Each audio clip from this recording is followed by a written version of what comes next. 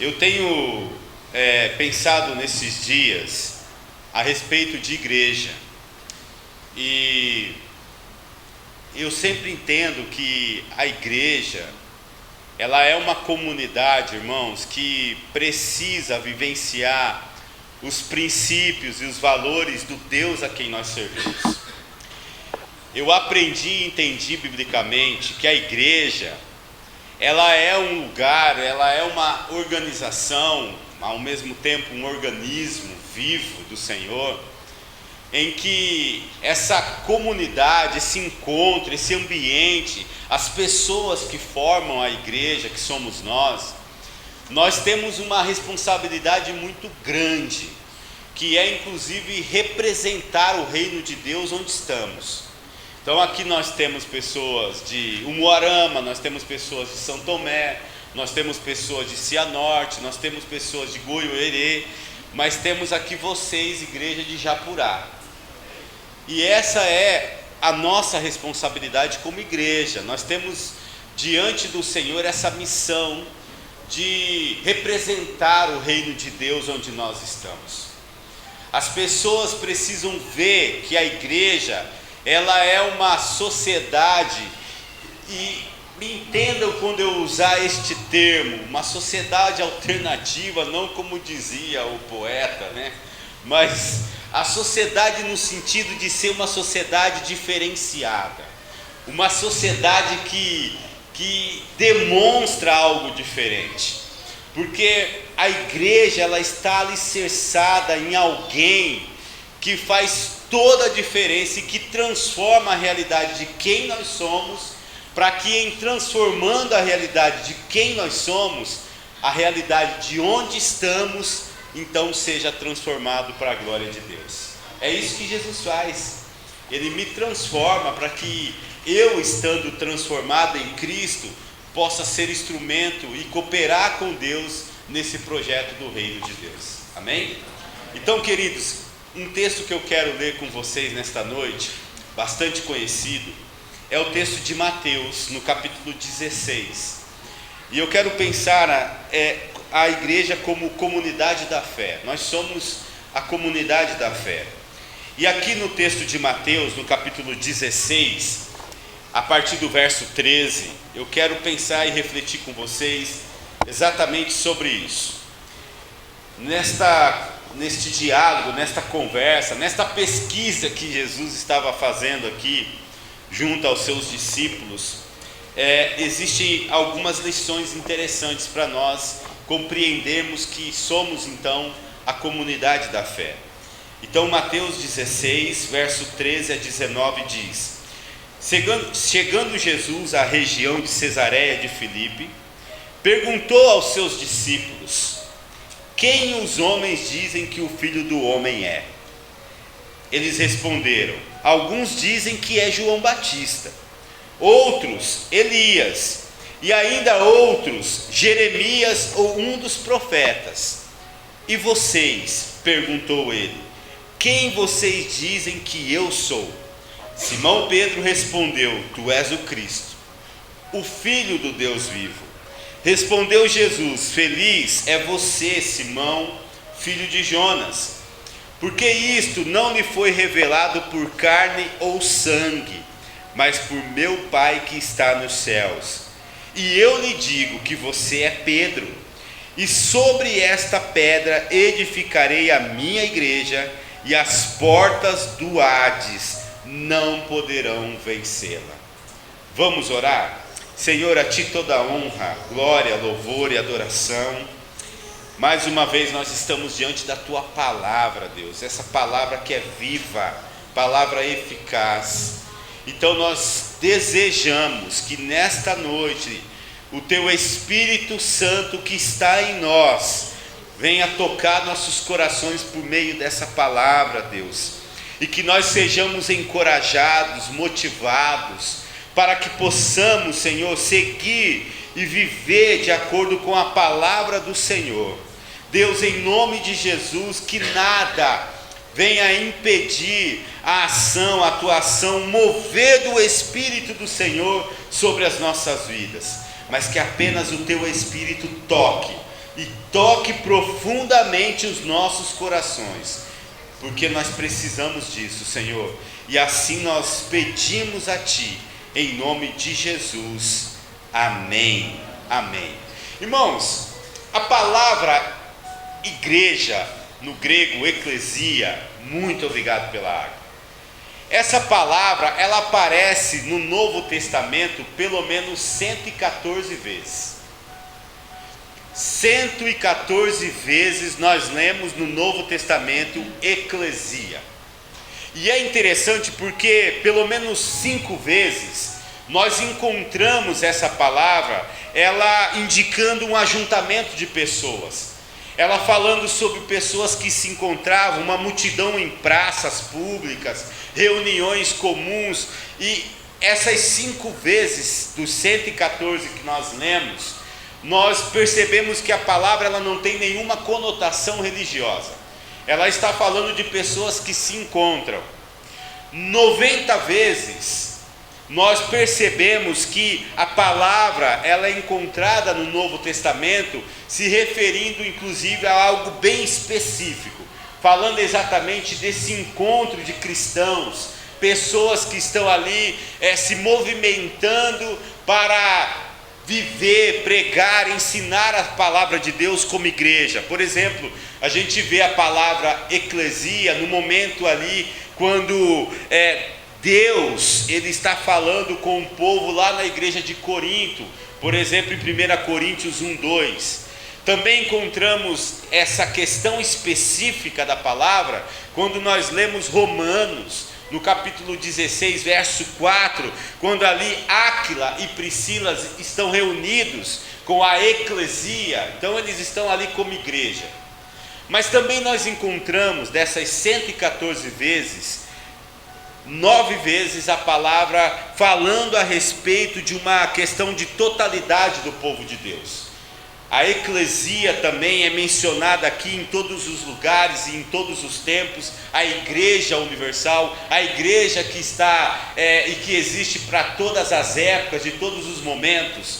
E nós percebemos aqui, conforme a declaração do apóstolo Paulo lá em Efésios, no capítulo 10, no versículo 10 do capítulo 3, quando ele vai dizer, mediante a igreja ou a eclesia aqui, a multiforme sabedoria de Deus se torna conhecida dos poderes e das autoridades nas regiões celestiais.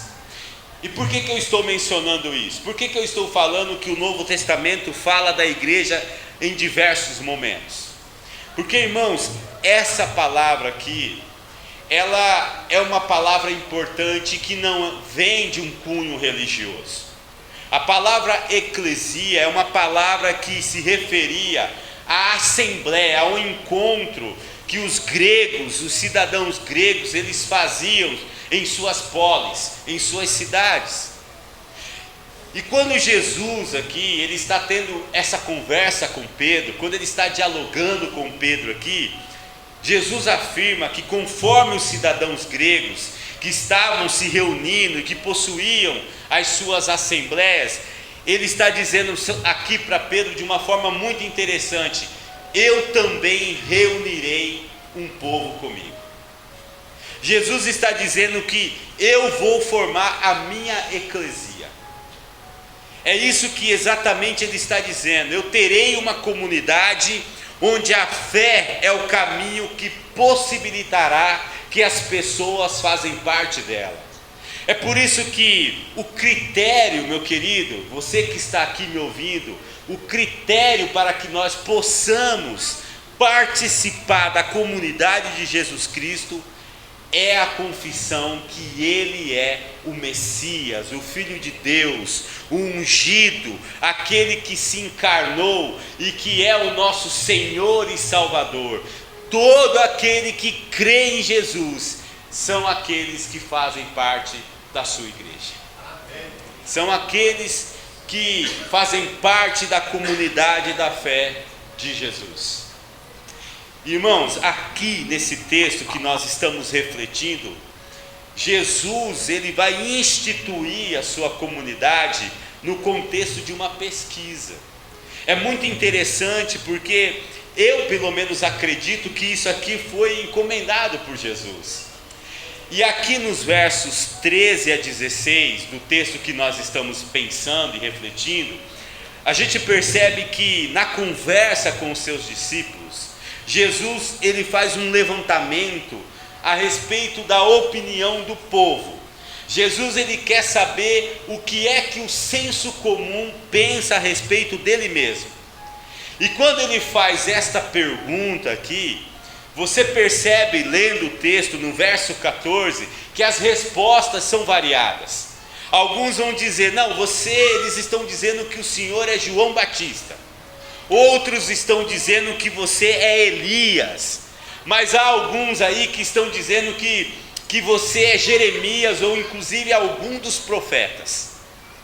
O que nós percebemos aqui é que as pessoas, o povo, o senso comum aqui, eles ainda não conseguiram perceber que Jesus era o Messias. Eles ainda não tiveram noção, eles não tinham capacidade aqui de compreender que diante deles estava o Deus encarnado, aquele que João disse que era o Verbo e o Verbo se tornou carne. O povo não percebeu, o povo não entendeu, eles não tiveram dimensão disso. Mas quando Jesus ele dirige a sua pergunta aos discípulos, Pedro então, para frentão, do jeito que ele sempre foi, porta-voz dos seus amigos, ele vai dizer: Tu és o Cristo, o Filho do Deus vivo. Tu és o Cristo, o Filho do Deus vivo. Irmãos, esta resposta aqui de Pedro, ela não é nova. Ela não é nova, não foi a primeira vez que Jesus ouviu esse tipo de resposta.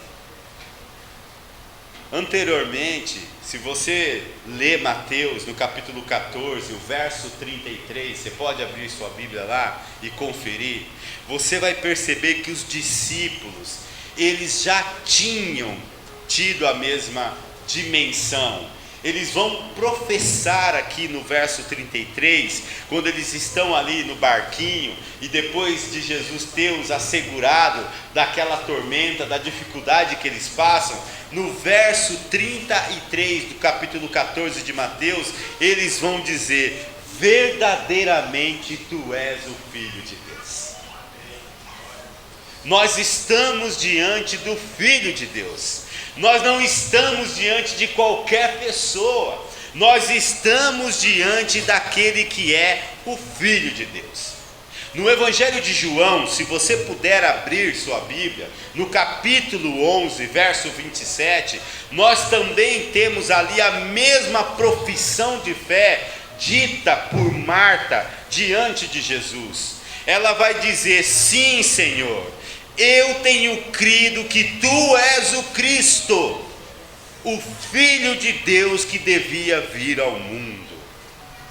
Irmãos, quando nós olhamos para essas confissões e profissões, ou profissão de fé aqui, estas revelações significam que Jesus, ele realiza as esperanças proféticas do Antigo Testamento. Esses discípulos, esses seguidores aqui, estão reconhecendo que Jesus é o Messias, que Jesus é o ungido, é o Deus encarnado, que veio para salvar todo aquele que nele crê. É esta confissão, é este reconhecimento que os seus seguidores, eles estão tendo diante do Messias. Embora o senso comum não havia compreendido, os seus discípulos, os seus seguidores compreenderam que Jesus é o Messias. Irmãos, é muito importante que nós tenhamos isso em mente. A igreja, ela só é igreja porque ela reconhece que Jesus é Senhor e Salvador da vida de todos que nela pertencem. Nós precisamos confessar, nós precisamos reconhecer que Jesus é o nosso Salvador, aleluia. Ele é o Messias, Ele é o ungido de Deus, Ele é aquele escolhido e chamado pelo Senhor para resistir a todo mal e instituir a sua igreja, a sua assembleia, a sua eclesia.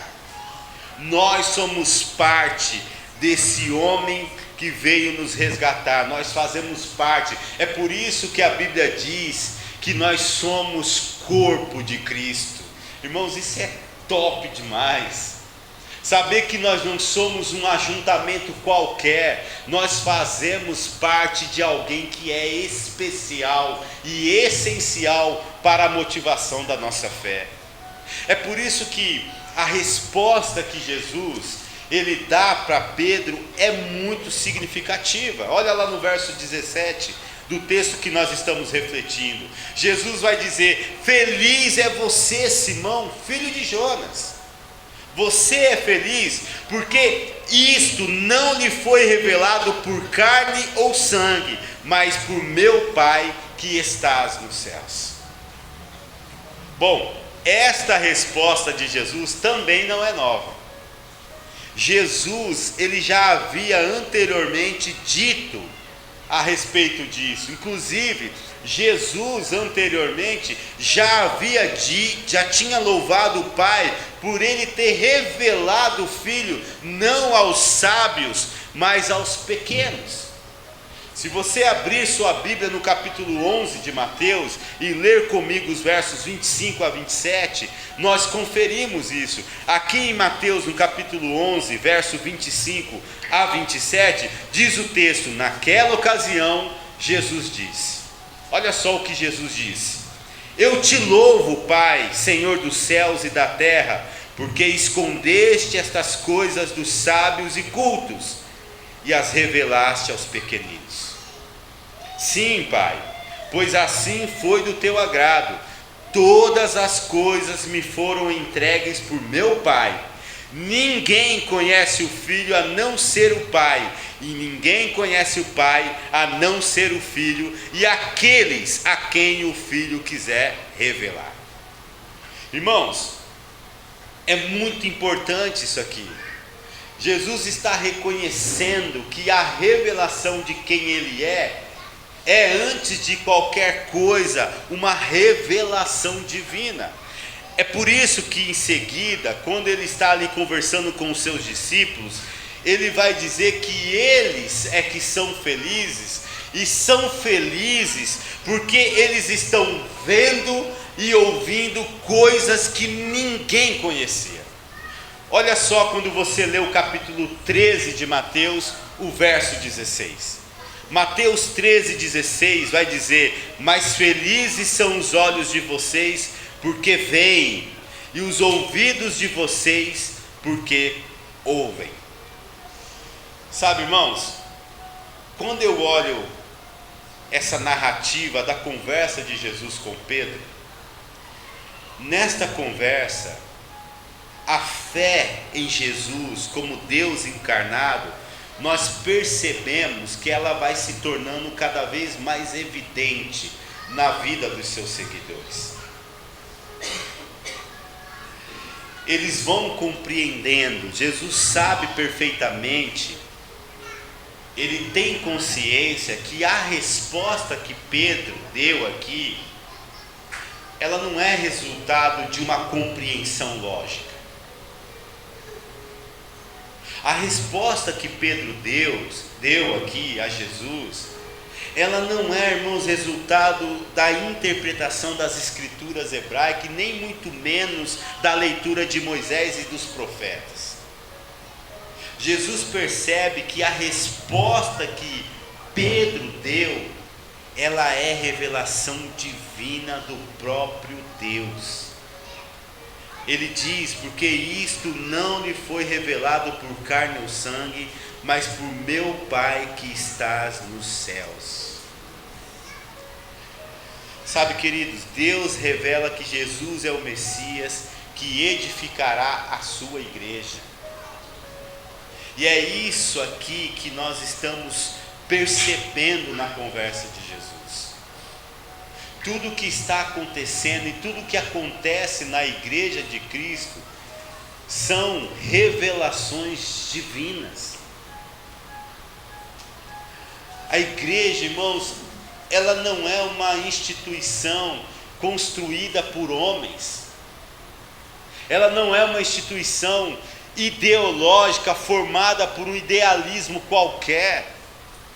Ela não é a junção de conceitos filosóficos. A igreja, ela é a manifestação do próprio Deus diante do Cristo, onde nós nos tornamos parte desse corpo. É algo tão sagrado e importante, porque é algo de Deus. A igreja é algo de Deus, por isso que nós devemos tomar muito cuidado quando nós desejamos ou criamos qualquer situação que venha prejudicar a igreja do Senhor. Porque nós não estamos brincando com pessoas, com pastores, nós estamos brincando com o corpo de Cristo. E quando nós mexemos com a igreja, nós mexemos com o próprio Deus. Eu estava um dia conversando com uma pessoa lá na nossa igreja, né? E ela me fez essa pergunta: pastor, puxa vida, mas por que tem igreja? E por que tem um monte de igreja? E eu respondi para ela assim: olha, Deus não gostaria, nem queria que tivesse um monte de igreja. Eu falei desse jeito, pastores, eu disse, isso é um mal necessário. Mas no princípio, Deus não queria isso. Porque onde tem o ser humano, com os seus desejos, com as suas paixões, com as suas vaidades, com as suas soberbas, com os seus orgulhos, com as suas mentiras e hipocrisias, a gente tem divisão, a gente tem briga, a gente tem discórdia, a gente tem um monte de coisa. Mas a igreja, a que nasce no coração de Jesus, que vem de Deus, que é revelado pelo Senhor, ela não foi instituída para isso. A igreja é o corpo do Senhor Jesus. E ela não foi instituída diante de brigas, de divisões. Ela é um corpo só. É por isso que quando nós lemos algumas das epístolas do apóstolo Paulo, nós compreendemos isso.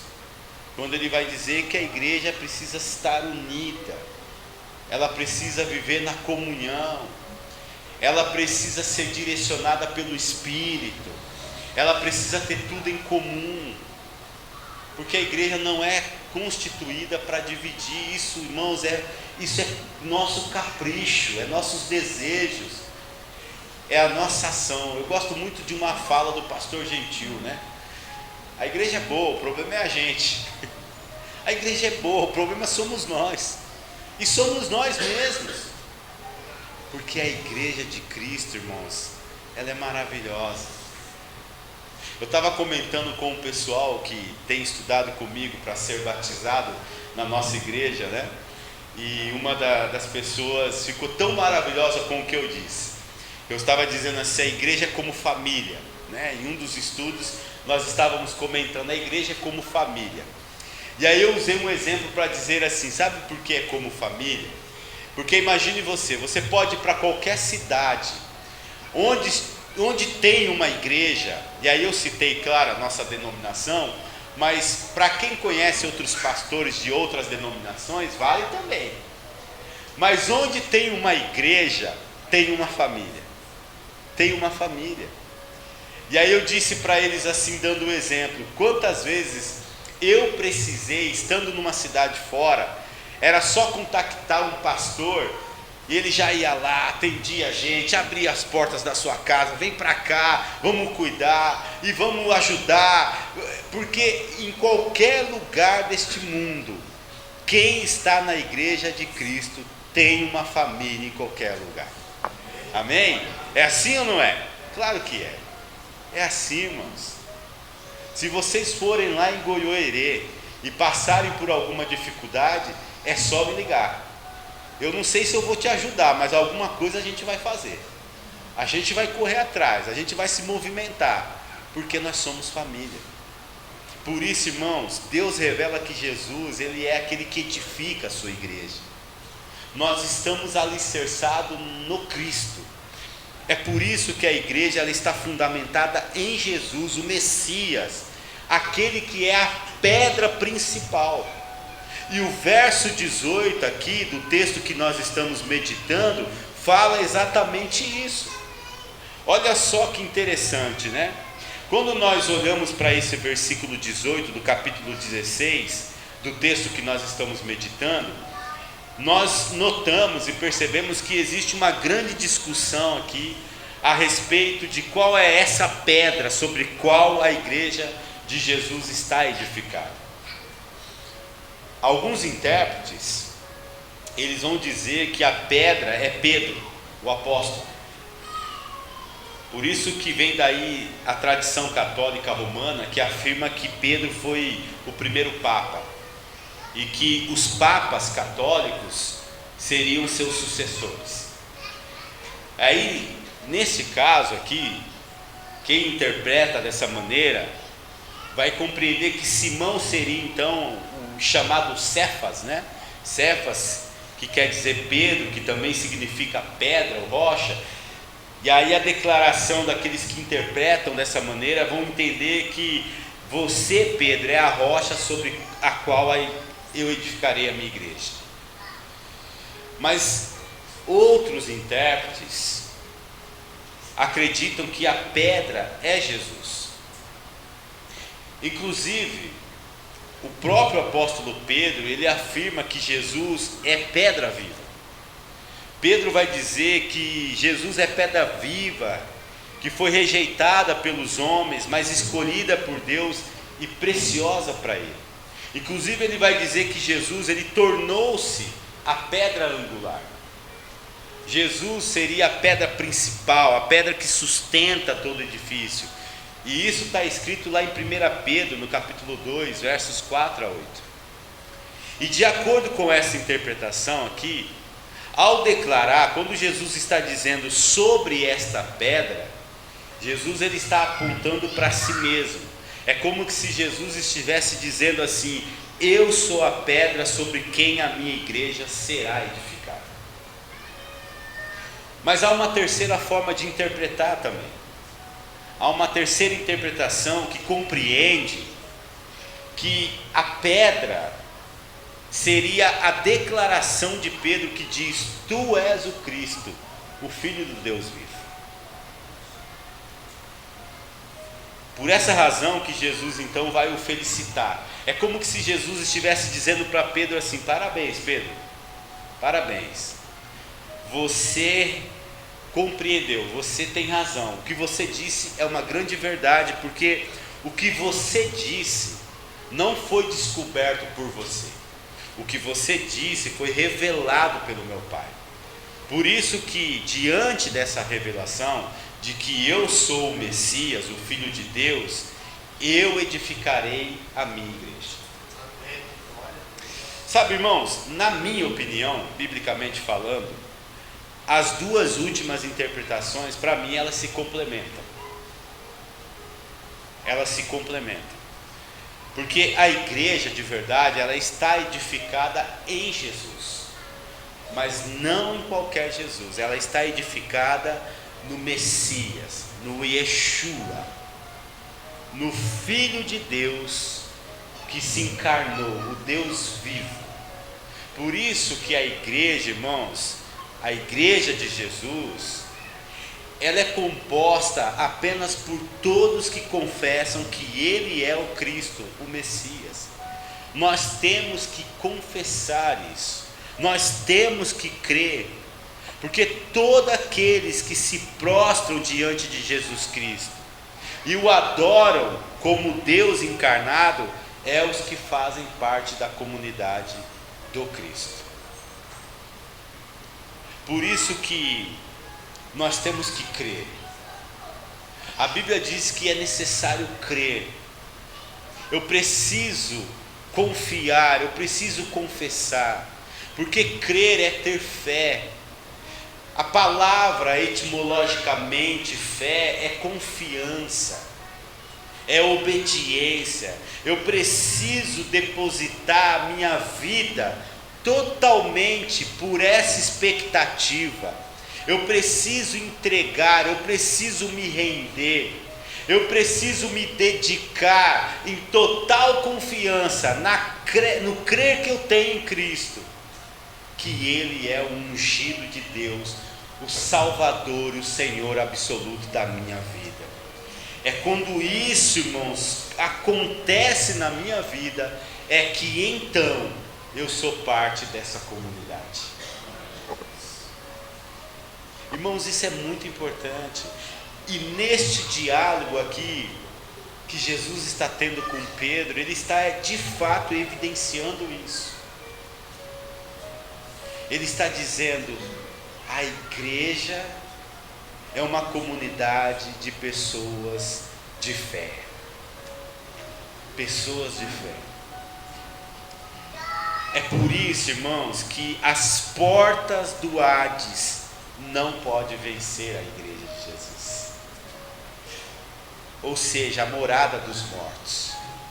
Eu acho muito interessante isso aqui.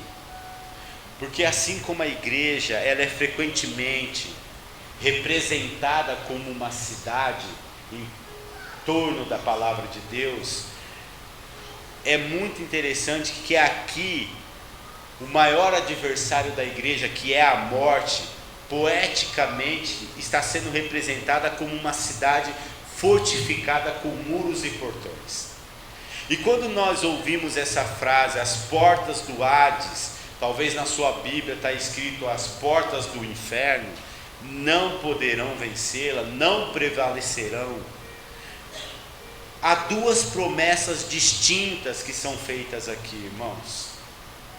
Há duas promessas.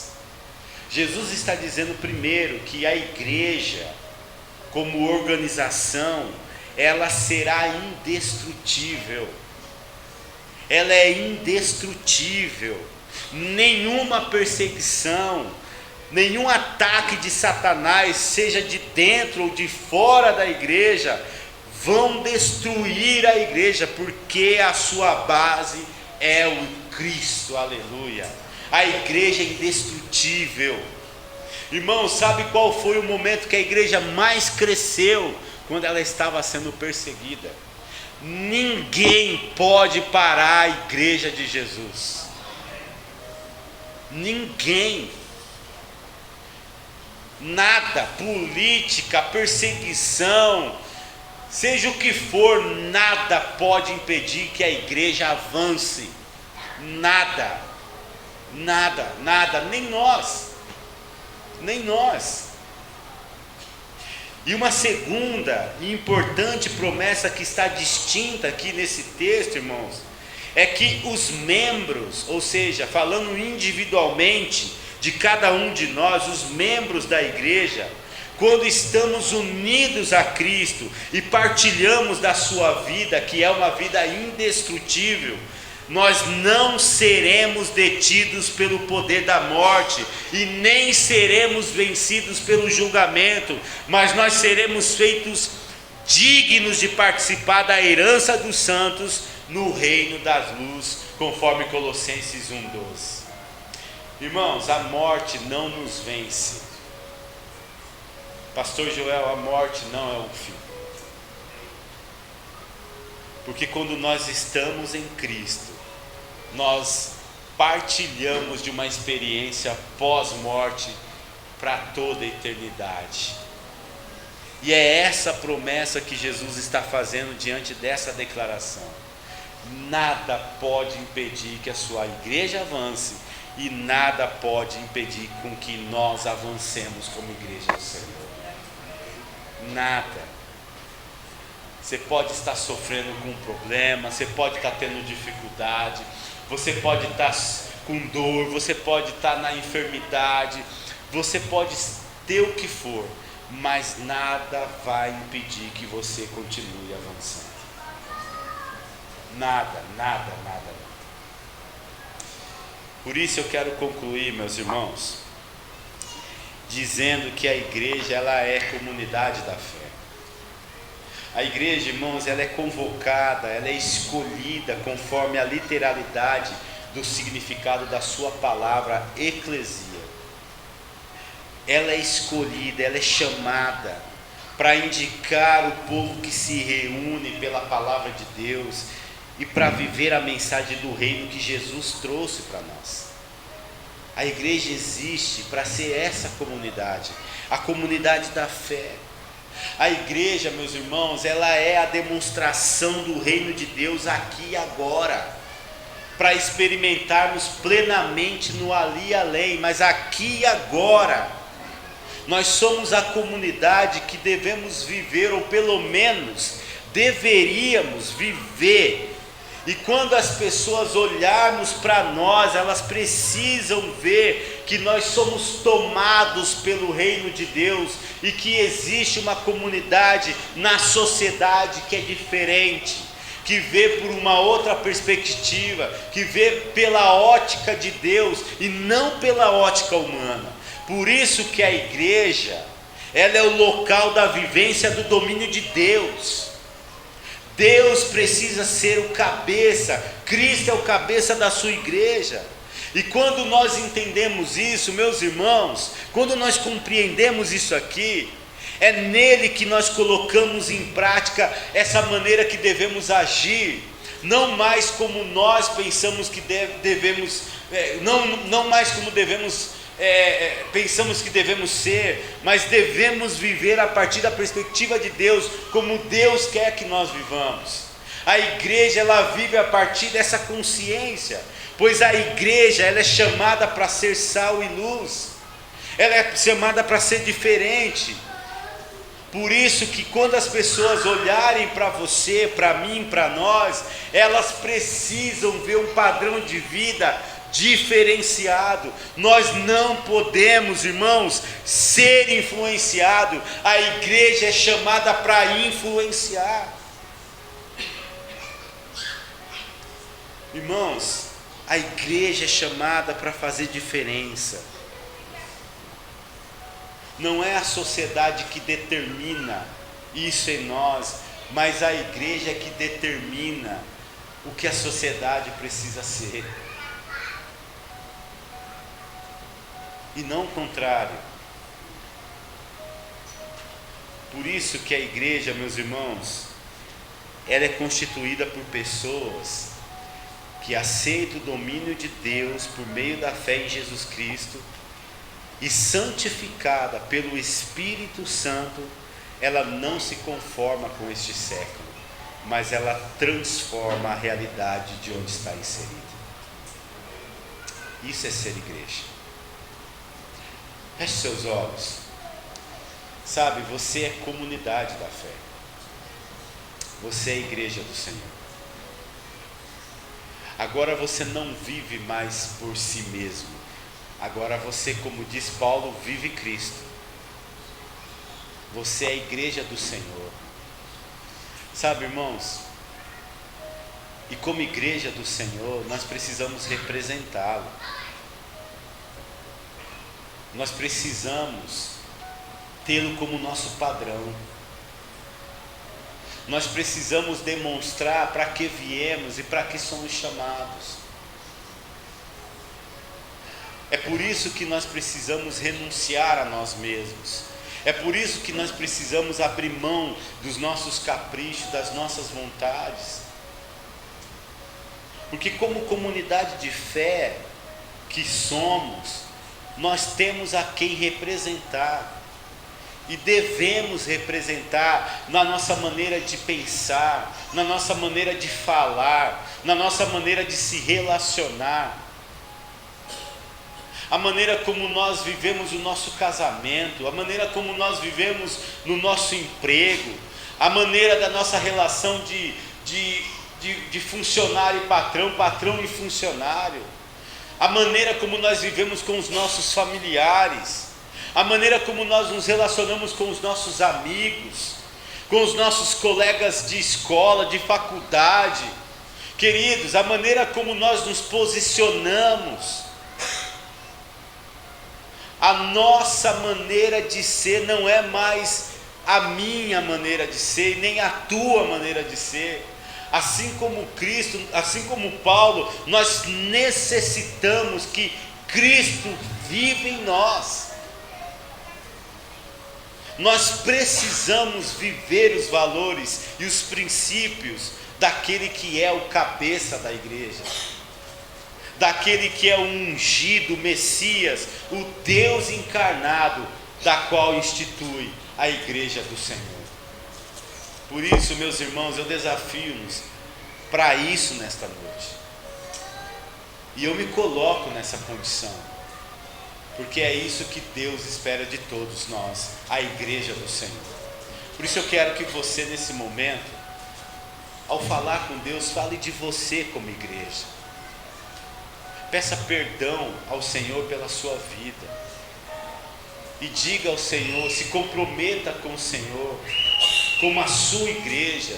Diga a Deus: eu quero ser essa igreja relevante, eu quero ser essa igreja que te glorifica, eu quero ser essa igreja que te representa, eu quero ser essa igreja, Deus, que é diferente, que tem um padrão de vida diferente. É esta igreja que eu gosto e eu quero ser. Que o Senhor me ajude a ser esta igreja, que o Senhor nos ajude a sermos a igreja segundo o coração de Deus. Deus, muito obrigado. Que o Senhor tenha misericórdia de nós, ó Deus. Sabe, Deus, nós não somos uma comunidade qualquer, nós não somos um grupo seletivo, nós não somos um grupo exclusivo, nós não somos, Deus. Nós somos a sua igreja, nós somos a comunidade da fé. Senhor, nós somos chamados e escolhidos pelo Senhor, por meio da nossa fé em Jesus Cristo, para representá-lo, Deus. Japurá precisa que a igreja se manifeste. Japurá precisa que esta igreja, Deus, seja relevante. Japurá precisa que esta igreja, Deus, represente o nosso cabeça, Cristo. Quantas famílias, quantos casamentos, quantas pessoas, ó Deus, precisam da igreja do Senhor nesta cidade, e nós somos essa igreja, nós somos responsáveis, ó Deus, para representá-lo nesta cidade e em todas as cidades que aqui estão representadas. Por isso, Senhor, em nome de Jesus, nós levantamos um clamor a Deus e pedimos que o Senhor nos ajude, Pai, para que nós sejamos de fato a igreja do Senhor. É urgente, Deus, que isso aconteça num tempo que nós vivemos de tanta dificuldade, que nós possamos, ó Pai, representar o Senhor aonde nós estamos inseridos. Oh Deus, abençoa, Senhor, esta igreja que está nesta cidade há 28 anos. Deus, esta igreja que foi organizada, esta igreja que foi, ó Deus, plantada nesta localidade, que o Senhor possa continuar usando, Pai, esta igreja como agência do Teu reino, e que todas as igrejas que estão nesta cidade, que elas sejam sim agências do Senhor, para a proclamação do Seu Evangelho, para a transformação, para a restauração, para a cura de vidas, ó Deus. Que a igreja do Senhor, Deus, seja realmente relevante, seja importante e seja, ó Deus, marcante aonde quer que ela esteja. Senhor, em nome de Jesus, conceda ao pastor Joel e a todos os demais líderes e pastores que aqui estão a capacidade, ó Deus, de orientar, de instruir, de cuidar de pastorear das suas igrejas com todo temor, com todo amor, com todo discernimento e sabedoria necessário, ó Deus. Pai, em nome de Jesus, que o Senhor tenha misericórdia de nós e continua nos usando para que sejamos a igreja do Senhor. Nós te pedimos isso, Deus, e assim nós clamamos no precioso nome de Jesus Cristo. Amém, amém e amém. Obrigado, irmãos. Que Deus abençoe as nossas vidas.